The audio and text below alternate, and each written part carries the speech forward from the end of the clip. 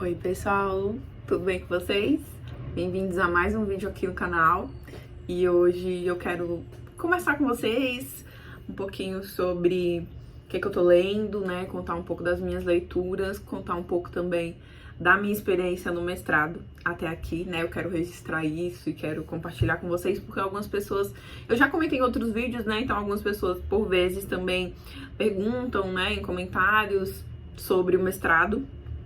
E então eu fiquei um tempo também sem postar vídeos aqui, né? Então é uma forma de atualizar de modo geral, né? O que tá acontecendo aqui na minha vida, na rotina, e também uma atualização com relação às minhas leituras, né?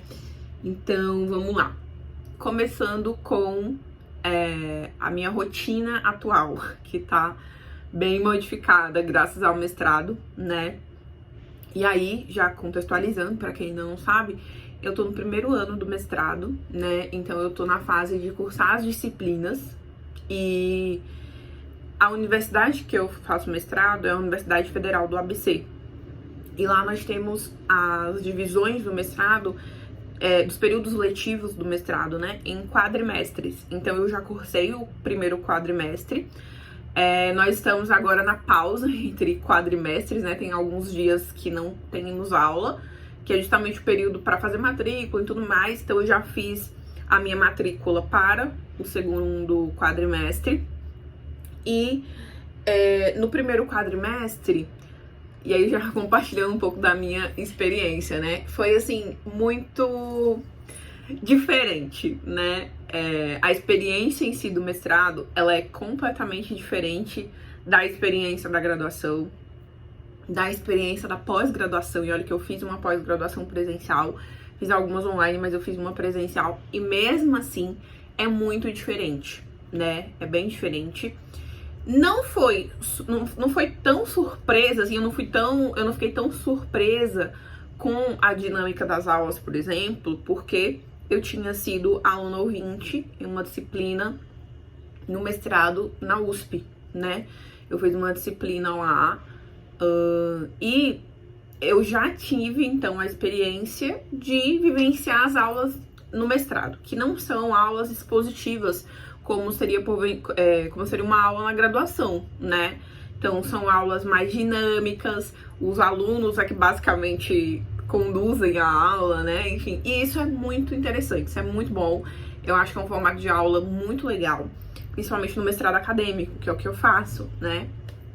Porque existem aqui, não é o objeto do nosso vídeo, mas existe o mestrado acadêmico e o mestrado profissional. O mestrado profissional eu não sei exatamente como que funciona, como são as aulas e tudo mais.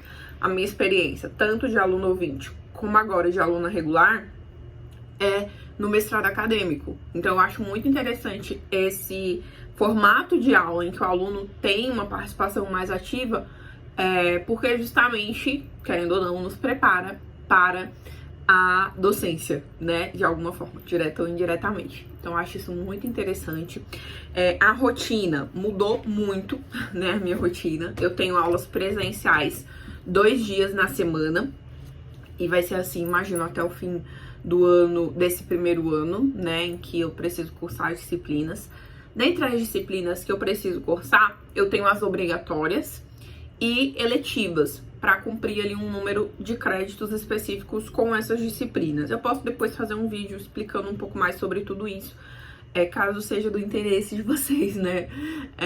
Posso falar um pouco, porque realmente, para quem pensa em fazer, para quem, né, tá pensando em entrar nesse mundo, são muitas coisas novas, né? Muita coisa diferente, assim. Eu também não sabia muita coisa, estou aprendendo, ainda não sei muita coisa, estou aprendendo. Mas o que eu posso dizer de modo geral é que tem sido uma jornada muito legal, muito, assim. Eu tenho feito eu tenho tido uma boa experiência de modo geral, com leituras, com professores, com colegas, né, com a universidade em si, enfim, tem sido muito legal. Eu queria falar um pouco sobre as leituras, sobre os textos, né, o que eu já tenho lido até aqui. Como eu falei, né, então a cada quadrimestre nós vamos mudar as disciplinas. Então, no meu primeiro quadrimestre, eu fiz uma disciplina de metodologia, né? Então, métodos de pesquisa. E nós fizemos a leitura de muitos textos interessantíssimos sobre metodologia da pesquisa científica, né? A gente poderia fazer um outro vídeo inteiro só falando do que eu aprendi de metodologia nesse primeiro quadrimestre, mas eu acho que certamente o que ficou de mais marcante em termos de leitura foi esse livro do Humberto Eco, Como se faz uma tese, né? Esse livro, ele tem uma estrutura muito interessante. O próprio livro, ele já vai te conduzindo ali no seu percurso de pesquisa, né? Então, o livro começa no primeiro capítulo falando sobre o que é uma tese, para que serve, depois a escolha do tema, a pesquisa do material, e aí lá pro fim ele vai começar a falar da redação do trabalho. Porque uma questão o Umberto Eco, ele fala de tese aqui, mas no contexto italiano, né? Então, aqui, tese, nós vamos entender tese como qualquer trabalho científico, né? Nós vamos entender tese como qualquer trabalho científico. Então, todas as dicas que eles vão trazer aqui vão servir para TCCs, para dissertação, tese, enfim, né, de doutorado, no meu caso, dissertação de mestrado, né? Enfim, muito legal, gente, eu gostei muito, mesmo com a limitação para a disciplina, né, que foram só os 3 primeiros capítulos, eu continuei lendo, falta muito pouquinho, eu quero concluir, porque de fato é um livro muito legal. É aquele tipo de livro que pra ter de cabeceira, porque você vai usar durante toda a sua pesquisa. Eu achei muito legal. Já eu tinha ouvido falar do livro, mas não tinha lido, né? Não tinha efetivamente ali me debruçado pra estudar, pra fichar, fazer anotações. E foi o que eu fiz graças às indicações da professora da disciplina. Então, acho que o que ficou de metodologia, esse livro, que eu gostaria de compartilhar aqui. Mas é isso, nós lemos durante a disciplina vários capítulos de outros livros, né? Manuais de pesquisa científica, enfim, muito legal.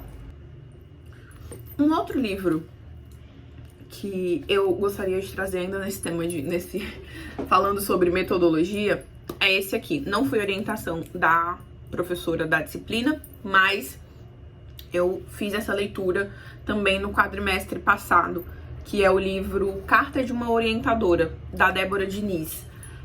Esse livro foi indicação da Bárbara Ângelo. A Bárbara Ângelo, que também já tive o prazer de falar dela aqui em outros vídeos.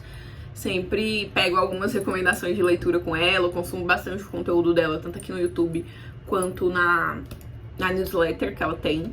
E uma das indicações dela foi esse livro aqui. Ela compartilhou e eu fui ler, né, ver do que se tratava e acabei gostando bastante. Aqui, esse não é um livro de metodologia. Apesar da autora, a Débora Diniz, ser professora de metodologia, ela é professora, antropóloga, pesquisadora. E apesar dela ser professora de metodologia, esse não é um livro de metodologia, tá? É uma carta mesmo, né? Ele é escrito nesse formato de carta. E aqui ela vai dar dicas muito legais sobre pesquisa de modo geral, né? Sobre a escolha de tema, elaboração do problema de pesquisa, né? Como que você chega até o seu problema. Ela vai trazer muitos exercícios práticos. Eu acho que foi o que eu mais gostei desse livro. Os diversos exercícios práticos que ela traz pra gente chegar a um tema, chegar a um problema de pesquisa. Dicas de dia a dia mesmo, né? Então, exercícios para o seu dia a dia, para você praticar a escrita todos os dias. Fichamentos, dicas de como fazer fichamento, né? Sugestões de como fazer, a importância dos fichamentos e a importância de termos contato todos os dias com a nossa pesquisa, seja pela escrita de modo geral, né? Seja realmente sentando e escrevendo, que você vai fazer isso em outra fase, né? Numa fase um pouco mais avançada, seja fazendo esse trabalho inicial, que é justamente o que eu tô fazendo agora. Então, acho que talvez por isso eu tenha tido uma identificação tão grande com o livro, porque apesar dela falar da escrita em si, da escrita do trabalho, lá mais pro fim do livro, a maior parte do livro é realmente sobre essa fase inicial, né, justamente essa fase que eu estou de construção do projeto, de, né, lapidação do tema e do problema de pesquisa. Então ela traz muitos exercícios práticos que a gente consegue aplicar mesmo, sabe? E ver os resultados ali no nosso dia a dia de estudo, de pesquisa. Enfim, gente, eu achei muito legal esse livro. Esse também aqui vai ser, fiz várias marcações aqui. Escrevi muito no livro, marquei bastante, né? Porque realmente tem muita coisa interessante. E vai ser acho que vai virar meu livrinho de cabeceira também, porque eu fico sempre voltando pra ver, ó, a Débora falou disso, deixa eu ver como que eu posso fazer um exercício pra melhorar essa parte, enfim. A parte inicial do projeto, e aí voltando pra minha experiência, né, que é justamente a proposta desse vídeo, falar um pouco da rotina, da experiência. E aí falando um pouco do meu, né, a ideia do vídeo, né, falar um pouco de rotina, de como que tá sendo a minha experiência, falando um pouco do meu projeto, né. O meu projeto de pesquisa ele ainda está nessa fase de ajustes, né? Eu já tenho uma orientadora, né? Então nós estamos aí trabalhando nessa parte de fazer leituras. Então eu tenho lido muito, tanto livros quanto outros trabalhos também, artigos, teses, dissertações, para realmente deixar o meu projeto mais redondinho, né? Tô ali lapidando mesmo o tema, né? Mas, de modo... E aí eu nem me sinto à vontade ainda de falar assim, olha, meu tema de pesquisa é esse. Mas eu basicamente pesquiso direito e migração, né? Então eu tô aí delineando meu projeto pra falar sobre isso. E aí, dentro disso, né, dentro do meu tema, além de todos, como eu falei, né, eu tenho lido artigos, trabalhos, enfim... Eu tenho 2 livros que eu estou lendo nesse momento, muito interessantes, que eu quero compartilhar com vocês.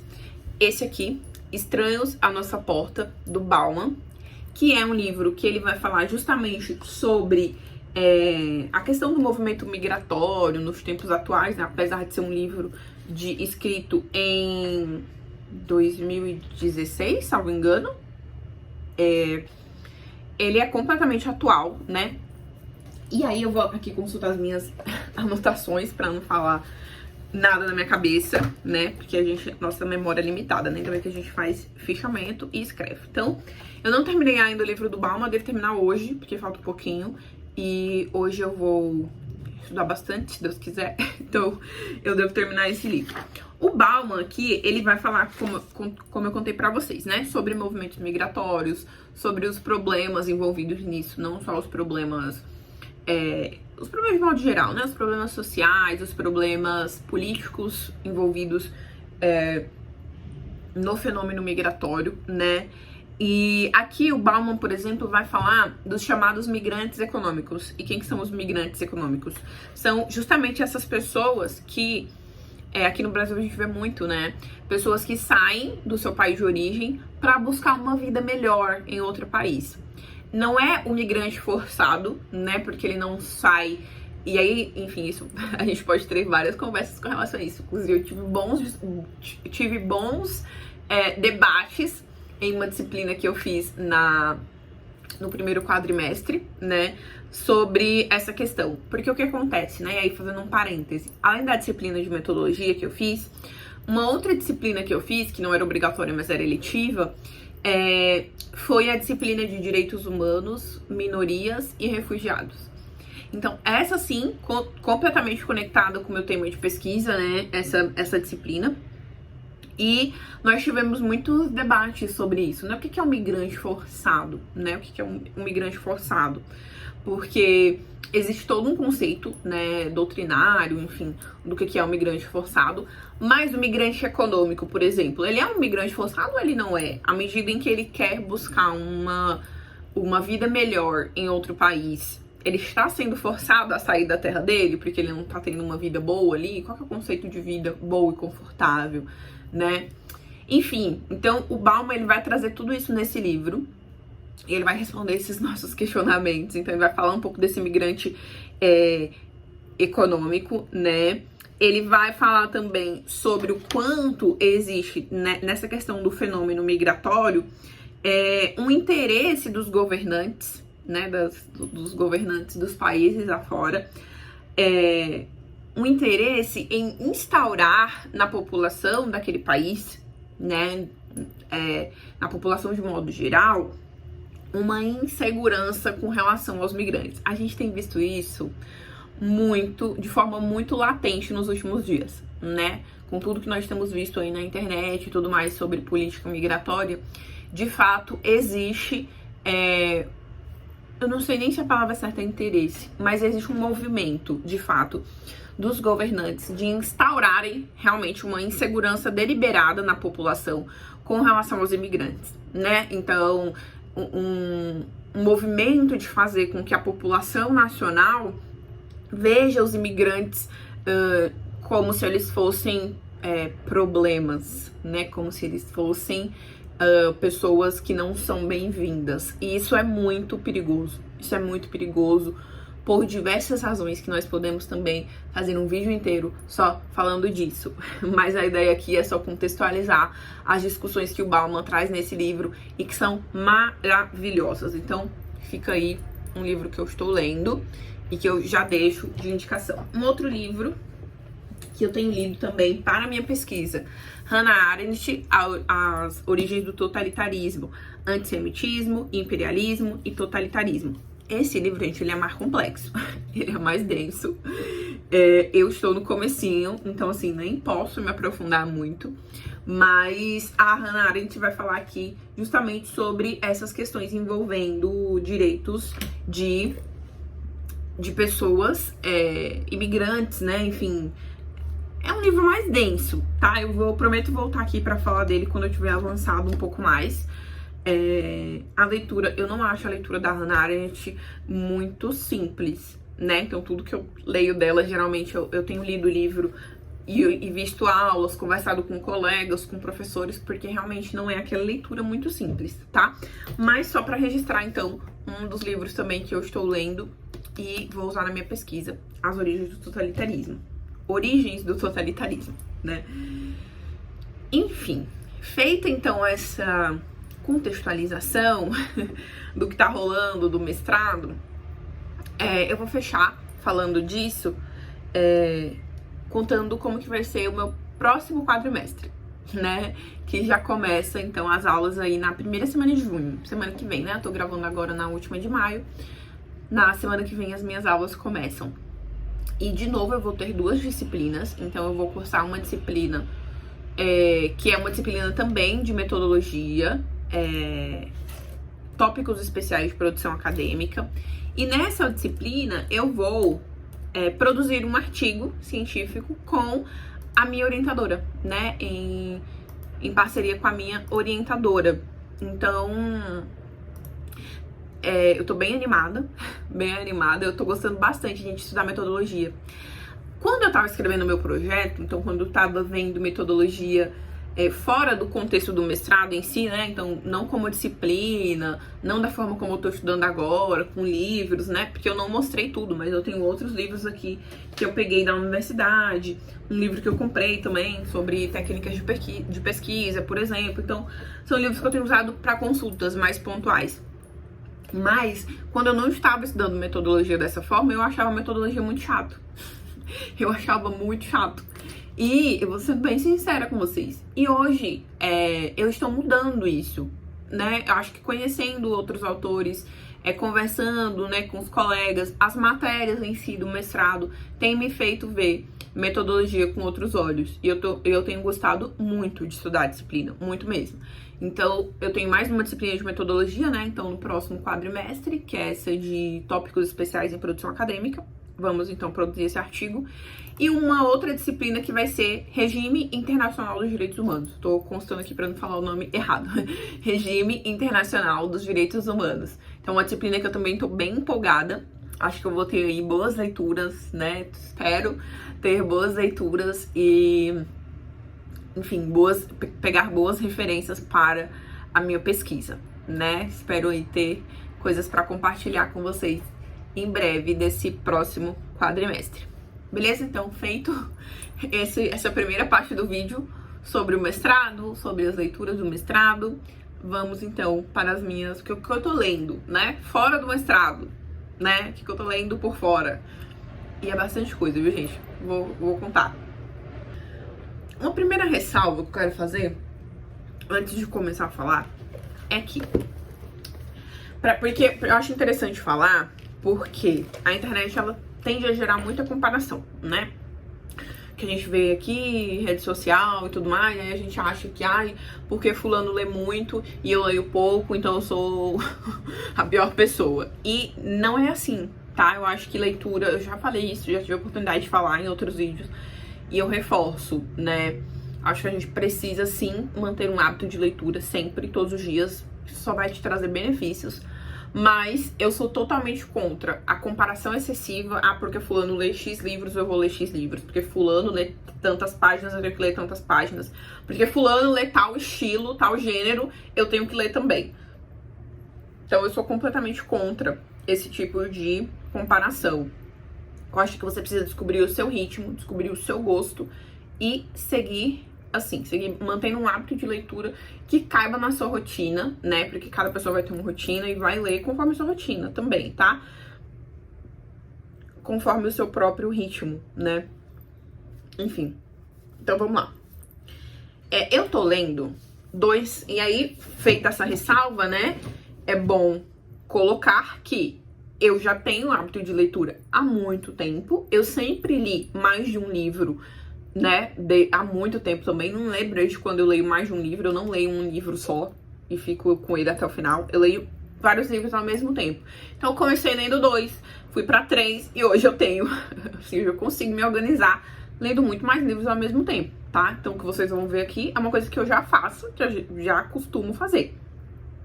Outro ponto, eu não faço leitura dinâmica, assim, não sou contra nem a favor, eu só não faço, tá? Não faço leitura dinâmica, nem nas minhas leituras acadêmicas, porque eu vejo muita gente falando, ai, mas os livros da faculdade a gente pode ler de forma dinâmica. Eu acho que esses aí que a gente não pode ler mesmo, né? Nenhum, na verdade. Enfim, então eu não faço leitura dinâmica, eu leio no meu ritmo. E o meu ritmo natural já é um pouco mais rápido. Eu acho que por já ler há muito tempo, enfim, por estar sempre lendo, porque é bom lembrar também que meu trabalho, eu sou advogada, então no meu trabalho eu leio muito.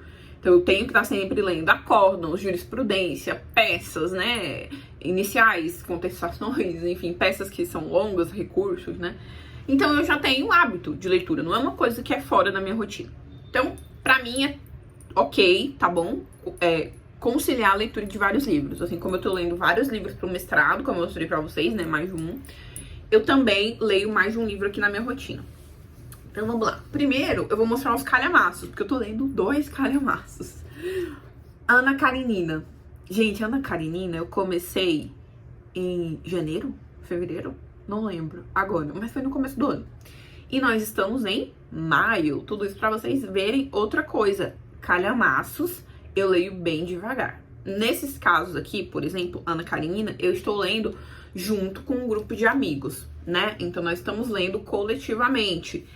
Eu estou, mais ou menos, eu não vou falar a página, porque eu leio o livro físico e leio também no Kindle. Neste exato momento, eu estou mais avançada no Kindle.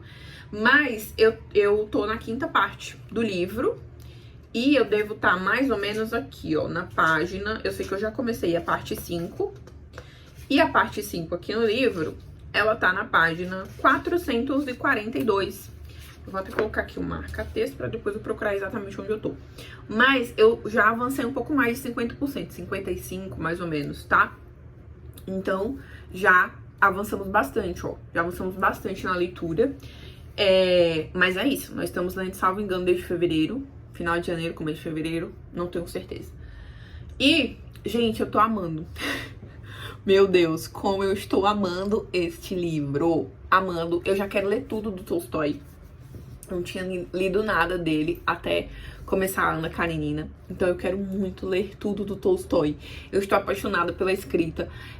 Eu vou dizer que eu não estava apaixonada pela história em si até que ela chegasse mais ou menos na parte 4. Eu tô na parte 5, né? Então eu acho que a história, ela realmente engatou pra mim na parte 4. Então, que é quando as coisas começam a tomar um rumo, pelo menos na minha cabeça, não sei se vai ser assim, porque é só metade do livro. Mas as coisas começaram a tomar um rumo que eu tô gostando. Os personagens também, porque até aqui a gente tinha muitos personagens que estavam meio que, ai, sabe, assim, uma coisa muito aleatória. E agora as pessoas estão se posicionando. Enfim, Tô amando. Eu posso depois fazer um vídeo só sobre Ana Karenina e eu vou fazer. Esse eu vou fazer, com certeza. Mas, gente, eu tô amando. Sério, eu estou amando a escrita do Tolstói, a história em si. Eu tenho ranço de alguns personagens, mas tudo bem, né? Faz parte. A gente que lê sabe, a gente não vai gostar de todo mundo. Mas todos os personagens, mesmo aqueles que eu não gosto, por características deles, são muito bem construídos. Eu acho que esse é um grande ponto desse livro. O enredo da história é muito bom e os personagens da história são muito bem construídos.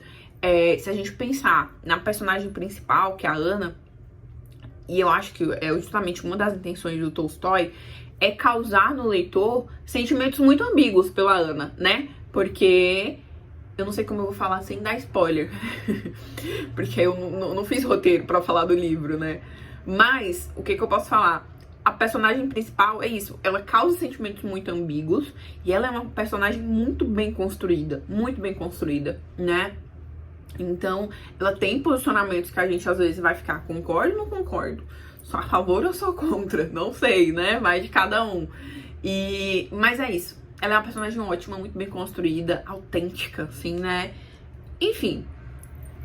Falarei com mais detalhes depois. Por hora, é isso. Estou Ana Karenina, 50 e poucos % aí, lido. Próximo calhamaço, A Montanha Mágica do Thomas Mann. Esse aqui, literalmente, eu tô muito no começo. Comecei semana passada. Eu me inscrevi na área de membros do canal da Jamile. Eu já acompanhava ela, né? A Jamile do Books Anatomy. Sei se vocês conhecem. Caso vocês não conheçam, procurem o canal dela.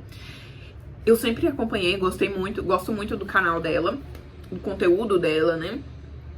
E eu me inscrevi na área de membros justamente porque eu vi que eles estavam lendo lá A Montanha Mágica do Thomas Mann e que eles estavam bem no comecinho, né, da leitura. Eu falei, então eu vou aproveitar essa leitura conjunta, porque eu sempre quis ler A Montanha Mágica. E um outro ponto, porque eu tinha aproveitado a promoção dele na Book Friday. Então calhou tudo. Eu falei, eu acho que agora é pra eu ler. Aproveitei a promoção, apareceu uma leitura conjunta com uma pessoa que eu gosto. Então eu falei, é agora. Não é o melhor momento da minha vida? Provavelmente não seja, porque, vocês viram, né? Eu estou com um monte de outras coisas. Mas eu decidi começar.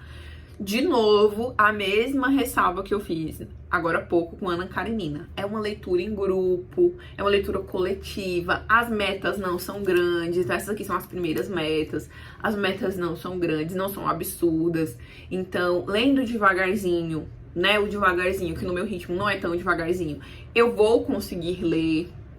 Essa é uma leitura que provavelmente a gente só vai terminar no ano que vem, pelo que eu vi mais ou menos ali por cima das perspectivas do calendário. Nós só vamos concluir no fim do ano ou no ano que vem, então a gente tá falando de uma leitura para mais de 6 meses, então não é assim, eu sou a louca, estou lendo 2 calhamaços e vou terminar no mês que vem. Não vou, gente. Provavelmente vou fazer muitos vídeos ainda falando desses 2 bonecos aqui. 2 calhamaços. Acho que nunca na minha vida eu estive lendo 2 calhamaços.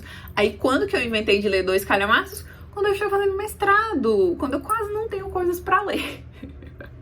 Mas é isso. O tempo todo eu fico também me lembrando, olha, não precisa ler com pressa, não precisa terminar agora, nós temos muitos meses aí pra ler esses livros, então vai dar tudo certo. Vamos lá. Próximo livro que eu estou lendo também, muito com calma, no meu tempo, é o livro O Caminho das Virtudes de São Francisco de Sales, né? Conselhos Espirituais de São Francisco de Sales. Esse livro aqui é do clube da MBC, né? A minha biblioteca católica, que eu acho que eu já falei aqui em outros vídeos também dos livros deles. Um livro belíssimo, gente. Olha que belezinha esta capa. E esse livro é um compilado de conferências de São Francisco de Sales, né? Então são, né, conferências mesmo que ele dava ali de conselhos para algumas irmãs, né? E isso então virou um livro.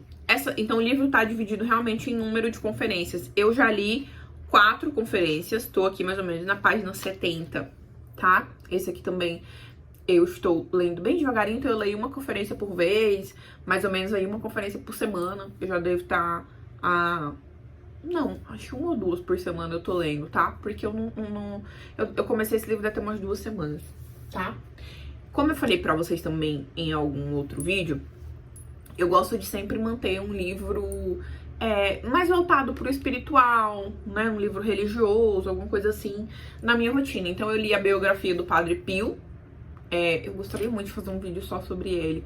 Pena que eu tô com tão pouco tempo. Mas eu terminei a biografia do Padre Pio e comecei a ler esse aqui, né? Esse Conselhos Espirituais de São Francisco de Sales, né? E depois pretendo ler algum livro. Eu tenho 2 na minha lista pra ler sobre Maria.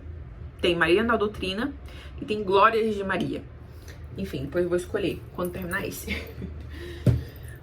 Próximo livro, esse aqui. Gente, esse livro é uma história em quadrinho, na verdade, né? Maus, bem famoso também. Esse é um livro em quadrinhos, é uma história em quadrinhos, é um HQ, né? E eu não tenho, assim, hábito de ler HQ. Eu comprei essa aqui por indicação de alguns amigos que gostam muito do estilo e que estão lá no meu grupo de leitura de Ana Karenina, sabe? As pessoas que estão lendo Ana Karenina comigo. Então, tem algumas pessoas lá que gostam muito de quadrinhos. E eu pedi uma indicação pra começar, pra ler alguma coisa e tal. E me indicaram esse. Beleza. Então eu comecei esse livro. Eu avancei mais ou menos até a página 100. E eu larguei, gente. Larguei de mão. Larguei de mão porque tava ruim? Não, eu só larguei de mão. Eu coloquei do lado da minha cama e eu esqueci, porque eu comecei a ler muito mais no Kindle antes de dormir. Então esse livro foi ficando lá. Desculpa. E aí, eu voltei a lê-lo agora, de novo. Lembra que eu falei que eu entrei na área de membros do canal da família? E eu vi que lá eles estão lendo também, coletivamente, Maus. Então eu falei, como eu já tinha começado, eu vou então pegar o bonde andando e vou agora pegar aquela leitura que tava ali meio parada, que eu tinha deixado lá de lado, e vou pegar e vou retomar pra ler em grupo. Foi o que eu peguei e estou fazendo. Maus é uma HQ. Eu acho essa capa meio estranha, eu não vou mentir não. Mas é isso, não tenho costume de ler HQ, não sei nem como comparar. Mas eu acho essa capa meio estranha, não é feia nem nada, é meio estranha. Mas ela tem tudo a ver com o livro, né, com os personagens do livro. E Maus é o quê? É uma história sobre o Holocausto, basicamente, né? E o que é legal? Aqui é o Spiegelman, me perdoe se eu estiver falando o nome dele errado, é o ilustrador aqui, né? Ele vai contar a história do pai dele. E aí, é muito bonito de ver, gente. A gente vai ver a história do Vladek. Desculpem também se eu estiver falando o nome errado. Vladek, que é o pai do ilustrador, e vai contar toda a história, toda a experiência de vida dele na Alemanha, né? Desde a juventude até o casamento dele na Polônia, né? E depois, ele vai falar um pouco do antes e depois da guerra, né? Até o confinamento em Auschwitz. Então, esse livro é muito legal. Então, ele mescla muitas partes emocionantes com um humor ácido, assim. Enfim, eu tô gostando bastante, gente, bastante. Eu tô ali também pela página 100. E eu tô gostando muito, viu? Muito, muito, muito. Apesar das pessoas falarem que a HQ é rápido de ler, comigo não funciona muito, tá? Essa é uma curiosidade sobre mim. Eu não consigo ler HQ rápido, porque eu fico realmente ali, eu quero olhar as imagens com calma, então eu não consigo simplesmente ir passando e lendo os diálogos e não observar com bastante calma as imagens. E ainda mais que eu fico, cara, isso deve ter dado tanto trabalho, então eu vou aqui me dedicar a olhar com calma as fotinhas, as imagens, né? Inclusive a ilustração desse livro é maravilhosa. Então, tá aí, eu estou lendo esse. Maus. E por fim, último, que eu também tô lendo há um bom tempo, viu, gente? Esse aqui, ele tá meio embaçado. Tô na página 175. A Geração Ansiosa. Não é que o livro é ruim, tá? O livro é muito bom. Eu também gosto de sempre manter nas minhas leituras um livro de não ficção. Que seria um caso esse, que eu também tô lendo aí, acho que já tem um mês e pouco. A Geração Ansiosa, e aí o título, né? É do Jonathan Haidt. Como a infância hiperconectada está causando uma epidemia de transtornos mentais. Esse livro é muito bom, né? Qual que é a minha questão aqui com ele? é um livro denso. Ele é um livro denso. Denso por quê? O autor traz muitos estudos, muitos dados técnicos. Então, aquilo que enriquece o livro, que é justamente isso, os dados, os estudos e tudo mais, deixa a leitura um pouco, né? Você não consegue ali avançar muito rápido, né? A leitura não é tão simples, tá? Mas esse livro é muito bom, eu tô gostando bastante. Ele tem aqui uma divisão interessante, então ele vai começar falando, né, de como que houve a expansão das redes sociais, das próprias tecnologias em si, né? Do celular, do computador, enfim, como que essas coisas foram avançando, como que o acesso ficou mais simples para todo mundo. E aí, como a partir disso, as crianças e os adolescentes começaram a ter acesso à internet, às redes sociais, enfim, o quanto a ascensão dessas redes sociais tem sido prejudicial, né, para as crianças. Ele vai trazer estudos comparativos dos efeitos de redes sociais, internet e tudo mais, entre meninos e meninas. Isso é muito legal de ver, muito legal de observar, né, o que está acontecendo com essa geração. Enfim, ele vai trazer dados bem atuais, isso é muito legal. E, por fim, ele vai sugerir ações coletivas, né? O que a gente faz para mudar esse cenário que nós estamos aí vendo todos os dias, um cenário que não é bom, que tem levado a tantas coisas trágicas, tantas coisas ruins, né? É claro que a internet, o avanço em si tem muita coisa boa, eu não tô aqui negando isso, né? Ninguém nega o avanço tecnológico, a internet, as redes sociais, enfim, tem seus pontos positivos, mas como tudo na vida também tem muita coisa negativa e a gente precisa ter ciência disso. Esse livro aqui, gente, ele é fundamental, especialmente para quem tem filho. Eu tenho recomendado muito para os meus amigos que têm filhos, né, principalmente filhos em idade ali de adolescência, né, desde a infância também, porque ele fala do impacto das telas em crianças pequenininhas, né? Então, bebês, a gente vê muito isso, né? Colocar o bebê lá na frente da televisão. E hoje existe muito esse debate, né? Quando dar telas? 1 ano, 2 anos, 3 anos? Então, esse livro vai trazer estudos, informações técnicas para você que é pai, que é mãe, tomar decisões realmente de forma um pouco mais embasada. Enfim. Gente, eu falei muito. muito. Mas eu queria trazer pra vocês essa atualização que eu tô lendo, contextualizar. É isso. De forma geral, tem tido muita coisa pra estudar, muita coisa pra ler. Então, enfim, acho que era esse o objetivo do vídeo. Deixem aqui nos comentários o que vocês acharam dos títulos que eu tô lendo, se vocês já leram, o que vocês estão lendo. Enfim, como eu falei, se vocês tiverem dúvidas sobre coisas relativas a mestrado, deixem aqui também, porque daí eu devo fazer um vídeo específico sobre isso. Eu acho muito interessante porque quando eu estava, né, me preparando para entrar no mestrado, eu tinha muitas dúvidas, né? Eu consumia muito conteúdo sobre isso. Então eu tenho muito conteúdo para indicar, eu tenho muita coisa pra indicar, eu posso fazer um vídeo disso depois, tá bom? Então é isso. Em breve eu volto com mais um vídeo sobre livros, sobre leitura, sobre mestrado, sobre vida, tá bom, gente? É isso. Fiquem com Deus. Até o próximo vídeo. Tchau!